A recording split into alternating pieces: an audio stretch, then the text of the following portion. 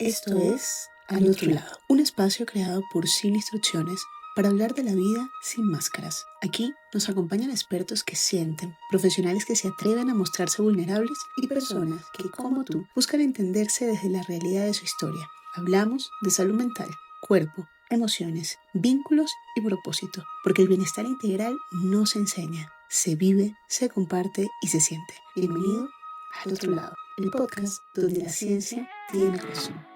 A veces todo pesa y no sabes ni por dónde empezar, pero saber también es parte de tu historia. Esto sin instrucciones.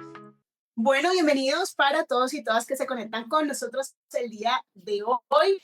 Hoy en nuestro nuevo capítulo de Al Otro Lado, nuestra marca exclusiva de Sin Instrucciones. Hoy yo dije, bueno, voy a poner la camiseta y me voy a dar una vuelta por allá por mi país y nos fuimos de paseíto acá a Venezuela para traerles a este invitado maravilloso que es José Jesús Ramírez. José es trabajador social, pero además de eso, él está mucho en la parte como coordinador de alianza de justamente una iniciativa social que existe en Venezuela que se llama Crecemos y que va a ser muy interesante este podcast del que vamos a hablar hoy, que habla justo sobre lo que es la violencia de género, esa prevención también, desde esa mirada un poco social, desde lo que pasa realmente en el territorio, que no solamente es porque sea un país como Venezuela, esto pasa en cualquier parte del mundo, pero sí vamos a entender un poco cómo son esas dinámicas y vamos también a dar un poco, digamos que algunas recomendaciones para prevenir ciertas situaciones que están pasando dentro de los hogares. Así que, José, bienvenido, ¿cómo estás? Muchísimas gracias, Catherine. Un caluroso abrazo desde acá, desde Venezuela. Además, específicamente desde Cumaná. Estuvimos conversando, sé que viviste un tiempo acá en Cumaná. Y bueno, sí, precisamente pertenezco a la iniciativa social Crecemos. Es una iniciativa que creamos un grupo de colegas, de compañeros, hace aproximadamente 3, 4 años.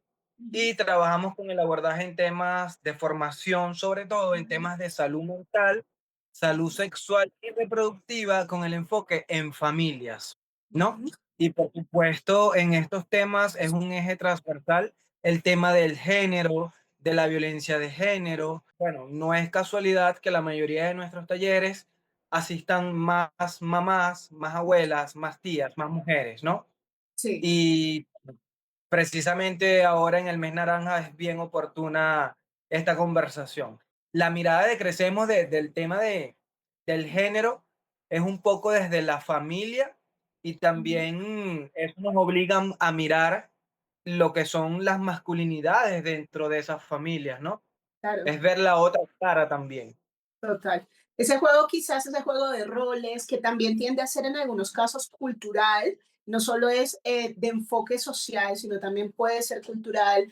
Y yo creo que lo más importante, y es lo lindo de la iniciativa que ustedes tienen allá en Venezuela, es que llevan esa voz mucho más de prevención, que son esos talleres que ustedes realizan, y es mucho más de alerta y de concientización, porque es que a veces estamos inmersos en una dinámica, digamos que en el día a día, entre las situaciones, y sin querer empezamos a permitir ciertos aspectos que pueden girar en torno a esa posible violencia que pueda ocurrir dentro de los hogares. Entonces es muy importante también ser muy conscientes desde lo que nosotros estamos viviendo en este momento, desde nuestra realidad familiar también, porque si bien cada uno tiene contextos diferentes, puede que estemos pasando por situaciones similares. Yo creo que va a ser muy rico y va a ser muy interesante porque existen en muchas culturas, José, esa famosa frase que es tienes que ser fuerte, ¿no? Y creo que esa frase se ha tergiversado un poco. Se tienes que ser fuerte y lo asociamos o lo confundimos con que o tengo que ser muy sumiso ante ciertas situaciones de agresividad o tengo que mantener un control ante ciertas situaciones que lo ameritan. ¿Qué significa realmente desde esa mirada de crecemos, desde tu mirada propia, esa frase de ser fuerte dentro de una familia? Bueno, fíjate, yo creo que lo has resumido muy bien, porque la fortaleza tradicionalmente, históricamente, se ha ceñido a esa capacidad de ser duro, impenetrable, invulnerable, rudo, y eso va asociado muchas veces a la violencia. Se espera que los hombres seamos fuertes en ese sentido, ¿no? Sin embargo, yendo un poco más allá, considero que la verdadera fortaleza realmente es saber gestionar las emociones. Eso sí es fuertísimo. Ujú, sí. Eso no todo el mundo lo hace, ese es un verdadero logro.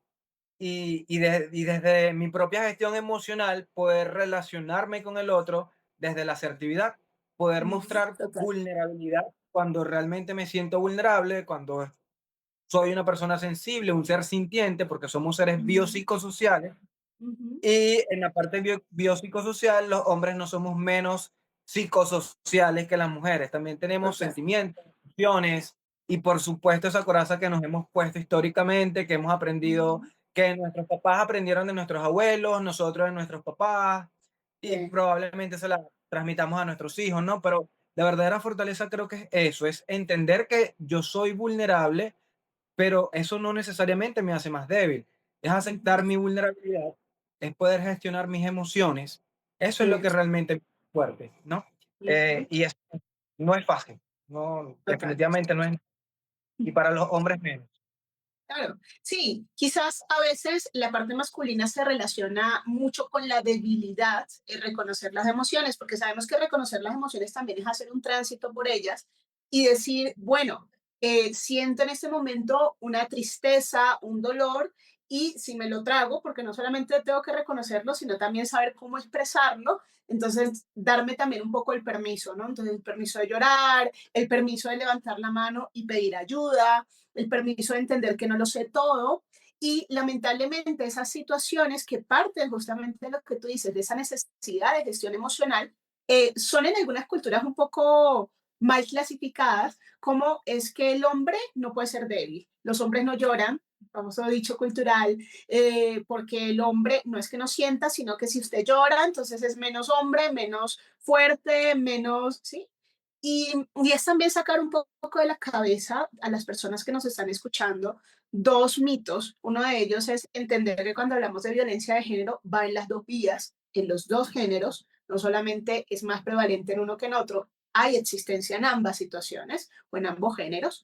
Y la otra situación es que muchas veces esa cultura de el hombre debe ser más fuerte es lo que ha llevado a aumentar situaciones de violencia dentro del hogar, pues obviamente perpetradas por una figura masculina. Sin embargo, es entender y reconocer, venga, ser fuerte implica otras cosas, ¿no? Que es lo primero que tú decías. Ser fuerte implica reconocer, manejar y gestionar mis emociones. Ahora, yo sé que muchas personas a veces se callan esa situación, ¿no? Porque asumen que es lo cultural o lo normal. Cuando ustedes van a territorio, cuando ustedes hablan con esas familias, ¿se han encontrado alguna vez personas del género masculino que se acerquen a ustedes y digan, mira, yo sé que quizás debo mejorar en esto, sé que esta emoción no la estoy llevando tan bien, o me hace falta esto, o yo también necesito ayuda con mi familia? ¿Alguna vez les ha pasado eso? Sí, pocas, pero sí, sí ha pasado. Hay personas hombres que se acercan a los talleres y hacen clic con algo, con una idea, algo que les resuena y luego lo verbalizan, ¿no? Algunos se atreven a verbalizarlo en público Sí, y algunos sí más en privado, ¿no? Porque el contexto de nuestros talleres es, digamos, como un grupo de encuentro donde podamos expresarnos, o sea, es muy bidireccional, no es solo ok. desde el conocimiento que nosotros podemos aportarles, sino también del conocimiento que viene desde allá, desde esas comunidades hacia donde nosotros vamos, ¿no? Es las vivencias que ellos nos cuentan. Entonces, por eso procuramos que los espacios sean espacios seguros y las personas, digamos, de alguna manera aprovechan, drenan, se desahogan y agradecen esos espacios porque no siempre los tienen. Claro. Bueno, como tú sabes, el tema aquí de las consultas en salud mental está elevadísimo. Algunos son en la parte pública es casi inexistente, por lo menos en el contexto de Cumaná específicamente. Entonces, claro, aunque en el equipo no todos son psicólogos, pero sí tenemos esa herramienta de primeros auxilios psicológicos, Ujú, pueden, digamos, permitirse esos espacios de catarsis. Y en algunas ocasiones han sido pocas, pero sí ha habido hombres que han logrado expresar eso. Pues como que, mira, yo creo que yo no estaba haciendo esto muy bien, o me estoy ujú. dando cuenta de esto. Y quizás algunos van sin expresarlo, pero a lo mejor Sí, les queda se les queda un zumbando, poco, ¿no? que eso es lo que nosotros tenemos como línea central, como eje, como motivo, que con que lleguemos a una persona ya hicimos bastante. Y quizás no todos los hombres lo hacen, como te digo, pero me atrevo a decir que los que no lo hacen se quedan con esa idea retumbando en sus cabezas Ujú. y es lo que yo digo de que, bueno, con que hayamos sembrado una idea en alguien, así empieza la sensibilización, ¿no? Por una Claro, persona a que quizás empieza a cuestionar alguna conducta o algún comportamiento que tenía. totalmente de acuerdo. Yo siento que también a veces cuando resuena, y puede ser en cualquier persona que asiste a los talleres, es porque lamentablemente se ha generado un constructo muy social que tengo que sacrificar. Es decir, yo tengo una familia, yo tengo que sacrificar. Yo sacrifico mi estabilidad emocional, yo sacrifico mi tranquilidad, yo sacrifico mi sentirme seguro solo por el hecho de que en el caso de las mujeres, pues mis hijos tienen un techo sobre sus cabezas porque mi esposo o mi pareja es el proveedor. Y en el caso de los hombres tiende a ser yo sacrifico mi salud mental, yo sacrifico mi estabilidad o mi bienestar simplemente por el hecho de que ¿qué va a decir la gente si yo me divorcio? ¿Qué va a decir la gente si yo me separo? ¿No? Entonces siento que va mucho en esas dos vías. Desde tu concepto de vida, ¿qué tanto crees que hemos romantizado esos sacrificios sencillamente para silenciar quizás situaciones que no están bien en nuestra dinámica familiar? Uf, muchísimo. Fíjate, yo lo veo en dos direcciones. La mujer quizás siente ese peso de, bueno, debo mantenerme en pareja con mis hijos y Ujú, el peso en el caso de los hombres es, debo seguir siendo el proveedor. Hasta tal punto de que hay parejas que son muy disfuncionales, que no tienen una ujú, relación nada saludable, que esa sí, relación lejos de hacerle bien a los hijos, les hace un daño a los hijos y ujú, deciden permanecer juntos, pues precisamente por eso. Porque mi pareja hombre me provee, o porque mi pareja mujer me atiende y atiende a los hijos, y como que bueno, estamos cumpliendo ambos con nuestros roles socialmente asignados, pero no es una relación sana, funcional, ¿sí? Entonces, bueno, la familia, creo que ahí son unos pilares bien chiquitos, bien débiles que ujú. sostienen a esa familia. Claro, totalmente. Ahora, yo sé que muchas personas están escuchando y dicen, bueno, pero entonces, para los que no lo conocen, porque siento que es más complejo, pueden escuchar y pueden decir, pero entonces, ¿qué es violencia de género? O sea, dame una definición que yo aclare en mi cabeza. Si estoy acá es por algo cultural, por algo de comunidad, comodidad, por algo que no sé cómo manejar. O sea, realmente lo que estoy viviendo es violencia de género. Yo sé que hay muchas personas que van a tener esa pregunta en la cabeza. ¿Qué crees tú hoy en día que es violencia de género, más allá de esos golpes que son muy visibles, que es muy fácil decir, bueno, está sufriendo una violencia, pero más allá de esto, ¿qué es para ti violencia de género en este momento? Fíjate, la violencia de género puede ser una acción o una omisión, es decir, un hacer o dejar de hacer Ujú, intencionalmente para dañar a otro por su expresión o identidad de género, ¿no? ujú, Eso en palabras sencillas me parece que engloba o resume bastante lo que es la violencia basada en género, que ujú, como lo decías al principio, históricamente han sido más las mujeres quienes han sufrido este tipo de violencia. Sin embargo, eso no niega que también haya hombres que sufran este tipo de violencia, claro, en menor medida, claro. Y quizás esa cifra de hombres fuese un poquito más elevada si los hombres se atrevieran a denunciar, pero es ujú, que los hombres no denuncian.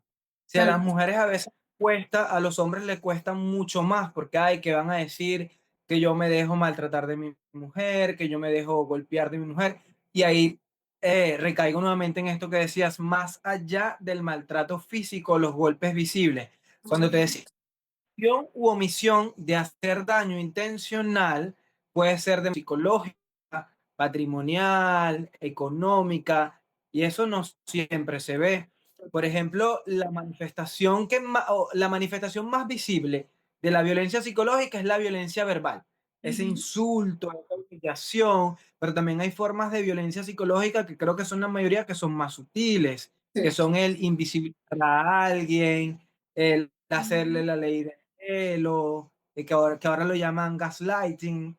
sí, eh, Ese tipo de cosas también son violencia psicológica y no siempre se ven. Claro. La punta del iceberg es la violencia física y la violencia psicológica, pero verbal. Pero yo sé que hoy en día existen muchos otros tipos de violencia que tienden a ser invisibles o que invisibilizamos, pero que existen. Si tú le pudieses dar prioridad a esos tipos de violencia que son sutiles, que no son tan reconocidos, ¿cómo le podrías dar esa prioridad? ¿Qué le darías prioridad tú en este momento que tú digas, esto definitivamente es la punta del iceberg, solo que las personas no lo visualizan como violencia? Pues las formas de violencia psicológica. Precisamente siguiendo esta línea que tenemos en Crecemos, que fue nuestra razón de ser en temas de prevención y promoción de la salud mental, es lo que queremos que las personas logren identificar con los talleres, porque la violencia física todo el mundo la logra identificar, un golpe, un empujón, un puño, esa no se discute. Pero cuando nos vamos a hacer las dinámicas o las preguntas de la violencia psicológica, y ahí las cosas no quedan tan claras. Ya hay como una Sí. línea que dice, bueno, violencia, pero no es, pero a veces, pero depende. Queda esa ambigüedad, ese vacío ahí, y es lo que nosotros tratamos de que la gente pueda identificar, porque muchas veces la violencia empieza con este tipo de formas de violencia psicológica. Si una persona puede identificarlo más temprano, más rápido, puede evitar que eso escale a una ola de violencia física, ¿no? Total. A mí me parece ahí muy interesante porque yo sé que posiblemente muchas más mujeres les resuene el tema, como hablábamos, aunque los hombres también. Y esto va para los dos ámbitos. Creo que esto es súper, súper importante cuando hablamos de maltrato psicológico. Una de las cosas es, y a veces no lo sentimos cuando tu pareja, indiferentemente el género, masculino o femenino, te responde o te dice ciertas afirmaciones que calan un poco en tu ser. Por ejemplo, ¿te vas a comer eso? Mira lo gordo que estás o mira lo gorda que estás. O sea, ahí te está limitando tu decisión de consumir un alimento, un dulce, lo que tú quieras. ¿Okay? Eso es violencia psicológica. ¿Te vas a salir así? Eso es violencia psicológica. Si hablamos de una indumentaria física o en el caso de las mujeres maquillaje, por ejemplo, eso también tiende a ser violencia psicológica. Entonces, hay que ser muy claros porque algunas mujeres tienden a hacerlo con los hombres porque, mira, ponte esto, porque como yo soy la persona que está dentro del hogar, yo soy lo que se le ve bien. No, la persona debe decidir porque eso tiende a ser violencia. No, tú no vas a salir así o para dónde vas o con quién vas, en el caso de los hombres hacia las mujeres, ojo, porque también limitamos la posibilidad de la persona en tomar esas decisiones y eso también se reconoce desde el proceso de inicio de maltrato. Entonces yo creo que hay que entender y reconocer muy bien las palabras. A veces no solo es lo que se dice, sino cómo se dice, o en qué contexto, o en qué forma, o qué tan consecuente es, o qué tan constante es. Porque si me dice, oye, mi amor, no te comas eso, es que mira que ya hemos comido un montón, luego te sienta mal. Bueno, puede ser que se preocupe por mi bienestar, ¿no? Es otro tono, otra forma. Pero si todos los días me dice, ya vino la vaca a comerse todo, pilas, ¿no? Entonces yo creo que es importante porque a veces sin querer normalizamos muchos temas comunicacionales en casa y los replicamos a nuestros hijos. Entonces lo decimos hacia nuestros hijos, lo volvemos a utilizar o lo hacemos mucho más que lo sientan nuestros hijos y pues también empezamos a calar en un proceso de infancia bastante fuerte, ¿no? Ahora yo sé que hay mujeres que todavía justifican sobre todo el maltrato psicológico con las afirmaciones de, pero igual yo no tengo como, con qué quejarme, José, igual él no me pega. Él me grita, sí, pero no me pega. Él me levanta la voz, sí, pero no me pega. Él se me acerca de manera fuerte y me amedrenta, pero él no me golpea. Y a mis hijos no les falta nada. ¿Esas historias son muy constantes en la población que ustedes abordan en este momento en Crecemos? ¿O tú cómo lo has visto? Muchísimo. Precisamente esto último que mencionas de que, bueno, el tema de la violencia era hacia conmigo, pero con mis hijos nunca le faltó nada, a mis hijos nunca le Sí. puso un dedo encima, nunca le faltó comida, ropa.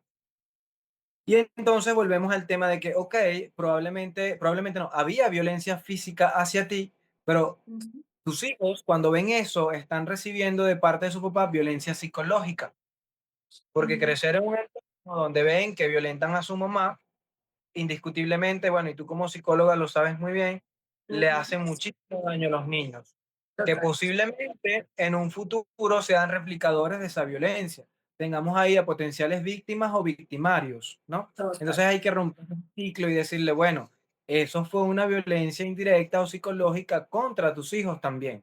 Hacerles entender eso es bastante duro y eso no es encuentro de un taller, eso es un proceso que se tiene que ir trabajando constantemente. Entonces nosotros procuramos por eso que los talleres de nosotros vayan concatenados o acompañados con otros, que sean una serie de baterías de formaciones que nos Ujú, permitan estar durante cierto tiempo en una comunidad, ¿sí? Y, por ejemplo, muy cerquita de violencia de género va el tema de comunicación asertiva, de ujú, inteligencia correcto. emocional, Ujú, de autoestima, de ujú. proyecto de vida, este tipo de cosas que van concatenadas y que nos ayudan digamos, a dimensionar o a entender que evidentemente no es fácil salir de los ciclos de violencia, pero que podemos tomar elementos, herramientas. Súper de acuerdo, ¿no? Porque yo siento que a veces sin querer, la persona que está siendo la víctima, en este caso, de cualquiera de los géneros, se coloca quizás una venda un poco en los ojos y no se está dando cuenta que no solamente es la violencia hacia él o hacia ella, sino que esta violencia tiende a repercutir en el clima de nuestra familia o en nuestras dinámicas familiares. Eso no solamente, y tú lo decías, listo, vamos a crear una víctima o un victimario, y eso es muy sencillo para las personas que nos escuchan, y es que pasa es porque adapto los patrones de conducta a la normalidad. Es normal que griten, es normal que haya llanto en mi casa todos los días, es normal que haya sangre, es normal que hayan golpes, o es normal que tiren platos. O sea, yo como hijo o como hija lo comienzo a normalizar. Y si es algo normal para mí, está bien, porque lo normal está bien. Lo normal está bien porque mis padres, que son los que me están orientando, lo ven como que está bien. No te preocupes, mi amor, no pasó nada. Es que tu papá me ama. O no te preocupes, mi amor, todo está bien. Es una pequeña discusión con tu mamá, pero estamos bien. O sea, minimizar las situaciones de agresión de cualquier situación, por grande o pequeña que sea, es enseñarle al cerebro del niño que eso está correcto. O sea, abrirle la puerta a opción A, que me consiga una pareja que me trate igual y empiezo a formarme como víctima. Opción B, que replique el mismo comportamiento porque mis papás llevan 20, 30, 40 años de casado y les ha ido bien con ese comportamiento, con esa estructura social. Entonces, a mí me va a ir bien si lo hago, ¿sí? Y eso yo sé que las personas que van a estar viendo nos pueden decir, no, pero las personas tienen la posibilidad de cambiar. Claro, pero cambiar un patrón de conducta que viene inmerso en tu inconsciente es un trabajo arduo, es un trabajo largo como el que tú estás diciendo, que es cambiar una situación de conducta dentro de los hogares. No es de un taller, no es de un ratico, no es de 10 minutos, no es, sí, ya yo reconocí que lo estoy haciendo mal, listo, ya no va a volver a pasar. No, eso es un ensayo de error constante, eso son situaciones, eso es volver a crear acuerdos, eso volver a crear líneas de no solamente compromiso, sino es sentirme seguro o segura con él o con ella. Entonces, eso es muy importante que lo tengamos presente. Ahora, tú, y lo hemos repetido, tú lo has dicho, yo lo he dicho, y es justamente, no es que no exista violencia masculina o violencia hacia el género masculino, sino que por la misma situación de que me da pena decir que mi mujer me golpea, porque me da pena, yo no voy a denunciar. Porque si yo la denuncio, en algunos casos también es que yo sé que le van a quitar los hijos y ella es muy buena mamá, ¿no? O sea, comienzo a cambiar y a traspolar las situaciones, ¿no? ¿Por qué tú crees, José, que es tan importante que los hombres hoy en día hablen más que nunca de violencia de género, pero lo hablen desde la empatía, no desde la rabia, no desde el dolor, no desde las palabras suaves, sino también desde la empatía de lo que está pasando en sus hogares? Bueno, fíjate, yo creo que a los hombres no se nos enseñó nunca a socializar o a hablar desde nuestras emociones y Ujú, sentimientos, porque sí, evidentemente eso implica mostrar vulnerabilidad delante de ujú, otros hombres menos, ¿no? Sin embargo, considero que es necesario porque de alguna manera vamos creando referentes, es decir, sabemos que no somos los únicos que nos pasan situaciones que nos vulnerabilizan, Sí. que hay otros hombres sintientes Ujú. y que tenemos, al fin y al cabo, como humanos y como hombres, tenemos problemas que no son comunes, ¿no?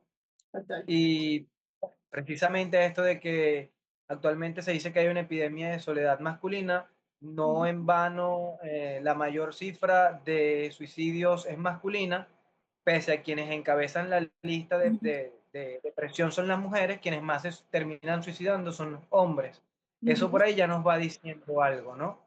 Claro. Ese cerrarnos, esa coraza, ya por ahí nos va dando indicios de que es necesario Ujú. romper esos patrones, porque quizás la tristeza o el miedo que nosotros no expresamos con el enojo, si lo sacamos con el enojo, ¿no? Y Ujú. entonces quizás detrás de ese enojo lo que hay es tristeza, miedo, Sí.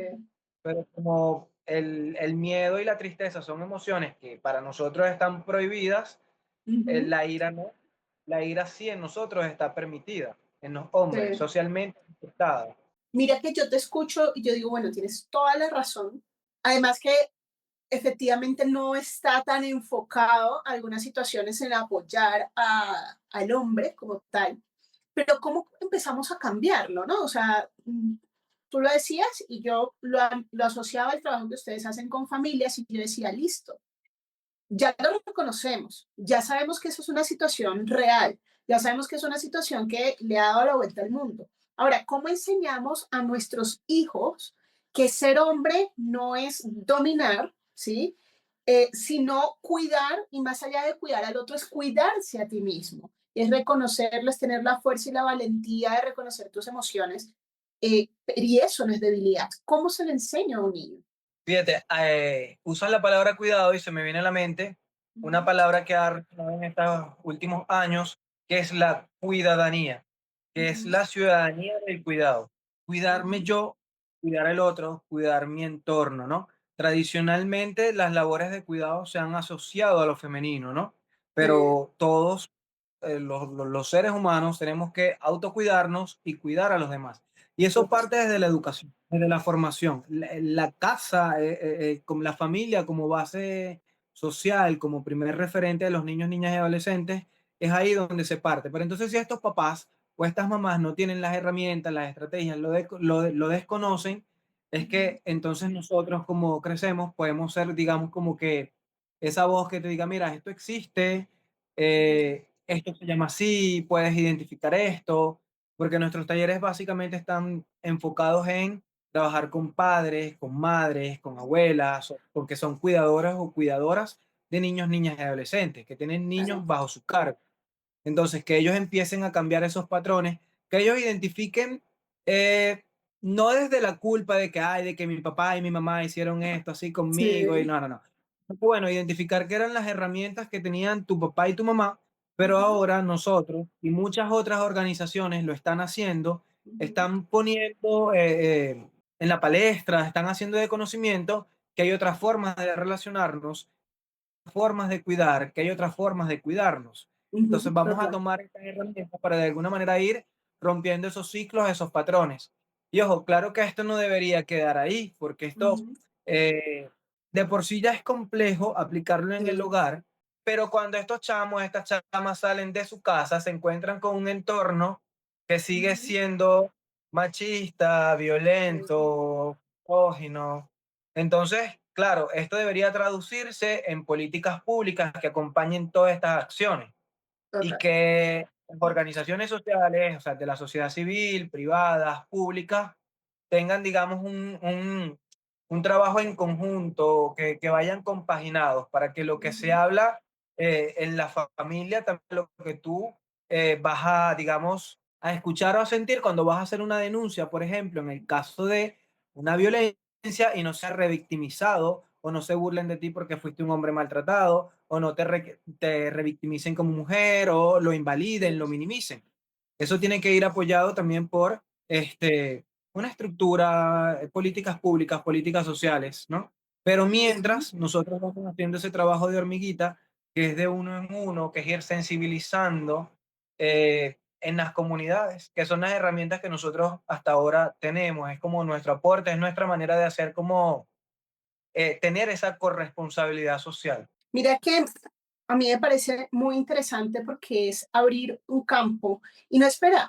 O sea, tenemos que entender que esta situación no da espera y que esta situación es importante que las transformemos desde muchos ámbitos, no solamente desde el ámbito nosotros como familia, dentro de nuestros hogares, sino también es un llamado a la reflexión de las organizaciones, de los entes, de las políticas públicas, de decir, si es una situación real, y mejoran las casas que vamos a hacer nosotros para fortalecer y fomentar esa cultura un poco más ciudadana, un poco más real, un poco menos agresiva y cómo podemos nosotros transformar para que todos tengamos una cabida, ¿no? No sea el que tenga más, el que tenga menos, que eso me parece muy, muy importante.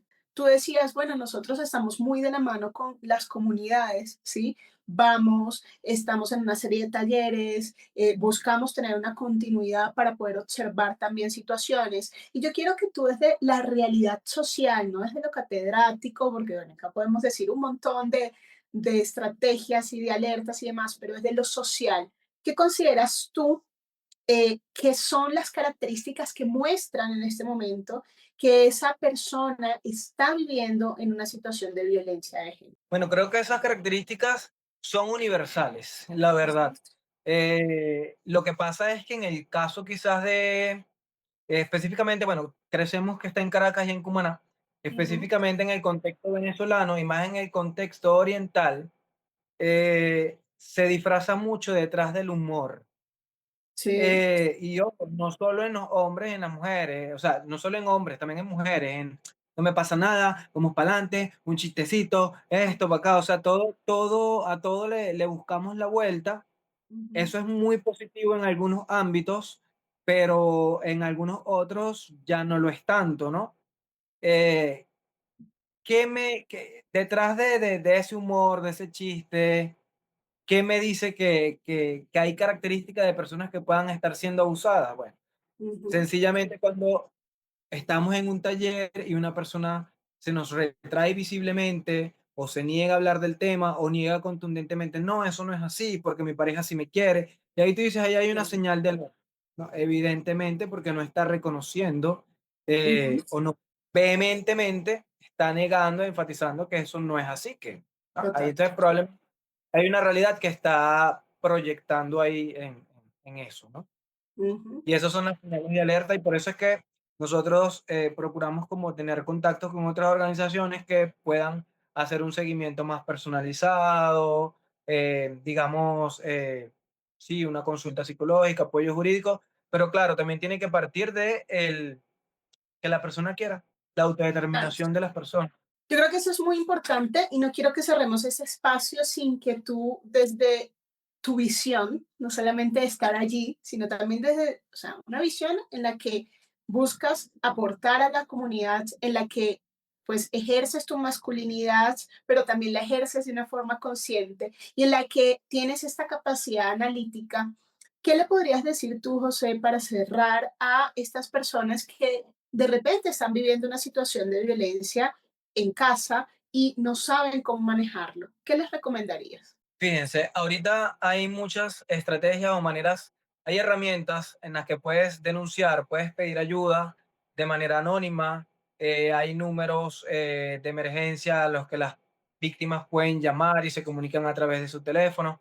A veces eso puede ser complejo para algunas personas cuyas parejas le revisan o le tienen el control de sus teléfonos, pero el hecho de atrevérselo a contárselo a alguien de mucha confianza ya es un paso. Primero el reconocerlo, el Ujú. contárselo a alguien de confianza si es que no puedo comunicarme con alguna de estas líneas de apoyo jurídico, psicológico, de asesoría, el contárselo a alguien que probablemente yo no puedo, pero a lo mejor esta persona sí puede, ¿no? Ujú.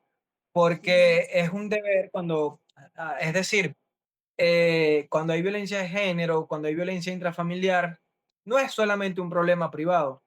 De hecho, la violencia se está convirtiendo en un problema de salud pública. Muchos autores ya lo denominan así, que es una pandemia de salud pública. Ujú. Total. Entonces, eso va en escalada y eso cualquier persona puede denunciar también de manera anónima cuando alguien reconoce que alguien está sufriendo violencia, ¿no? Sobre todo cuando es inminente, que peligra la vida de alguien. Reconocerlo y buscar estas formas de ayuda que te permiten más el anonimato o la seguridad. Igual lo más importante de ustedes que nos están escuchando el día de hoy es que con este capítulo queremos que ustedes se brinden la posibilidad de empezar a hacer un análisis un poco más profundo del entorno en el que están, no solamente de su situación y no solamente quedarse en el día a día, sino analizar mucho más a profundidad qué está pasando, cómo me estoy sintiendo, qué me agrada, qué no me agrada. Si usted tiene una pareja en la que siente que puede conversar esta situación, pues buscar puntos de encuentro, conversar, adecuar situaciones, hacer pactos, colocar como ciertos límites, mira, esto no me gusta, esto me desagrada, esto me gusta, esto no. Si usted está iniciando con esa persona, mucho más a favor, porque es el momento para colocar como que todos los puntos sobre las IES y ser muy claro. Pero si está viviendo en este momento una situación en la que usted cree que pues su vida está en riesgo, o más allá de eso, en la que usted se siente mal por la situación que está pasando, importante que ustedes sepan que hay muchas organizaciones que los pueden apoyar. Si usted está en Venezuela en este momento, van a tener las redes de Crecemos, van a tener las redes de José, para que ustedes, si están en Cumaná o están en Caracas, puedan escribirles y decirles, oye, yo tengo esta situación, o más allá de eso, oye, yo creo que en mi comunidad hacen falta personas como ustedes, los invitamos, nos encantaría que fueran para que puedan establecer ese contacto. Y si usted está en otra situación o está pasando situaciones difíciles, necesita hablar con alguien, necesita ese hombro, esa mano amiga, pues acá vamos a estar todo el equipo de Sin Instrucciones para que nos puedan contactar y poderlos apadrinar en ese proceso que es un poco complejo, que no solamente es reconocer que estoy viviendo violencia, sino también reconocer que también puedo estar ejerciendo violencia, porque puede ir en las dos vías. Pudo ser que yo inicié siendo la víctima y hoy en día ejerzo más como victimario y eso puede pasar perfectamente. Debe ser también muy consciente de lo que estamos viviendo. Así que, José, nada, para nosotros un placer haberte tenido acá, un placer hablar también desde esa mirada de la sociedad, de la vida, de la cultura, desde la masculinidad también, y empezar a dar este reconocimiento y esta voz a situaciones que son complejas, pero que aún estamos en la posibilidad de poder transformar. Así que muchísimas gracias por habernos acompañado el día de hoy. Gracias a ti por la invitación, Catherine. Extensivo el saludo a todo tu equipo, que también lo seguimos. Sé que están haciendo un trabajo muy valioso, muy bonito, y bueno, espero que esta sinergia se repita y que podamos seguir trabajando juntos, porque es la manera de llegar a más personas, ¿no? Trabajar en sinergia con otras organizaciones. De verdad, Así agradecido también a todo mi equipo. Gracias. Hasta Así es. luego. Así que para todos ustedes que se conectaron el día de hoy, este es nuestro nuevo capítulo del otro lado, nuestra marca exclusiva de Sin Instrucciones. Y ya saben, si están pasando por una situación, ahí está todo el equipo de Crecemos, acá está todo el equipo de Sin Instrucciones y los vamos a acompañar, no están solos. Así que un abrazo para todos, que estén muy bien. Gracias por acompañarnos en otro episodio de Al Otro Lado, un podcast de Sin Instrucciones. Este espacio es posible gracias a un equipo que cree en el poder de hablar sin filtro, en la ciencia con alma y en la salud mental al alcance de todos. Recuerda que Sin Instrucciones ofrece espacios de bienestar emocional, talleres y acompañamiento psicológico a bajo costo, para que cuidar tu mente no sea un privilegio, sino una posibilidad real. Si este episodio te resonó, suscríbete en YouTube, síguenos en Instagram, @sininstrucciones, y comparte este mensaje con alguien que también necesite escucharlo. Yo soy Catherine Rendón y te espero al otro lado. Necesito que el mundo me entienda, solo un espacio que no me reprenda. Y eso encontré cuando decidí dejar de huir y hablar por mí. Tú que sientes que no encajas, que tu mente a veces no te deja en paz. Te digo esto desde lo real, hay un lugar donde puedes soltar y se llama así mismo.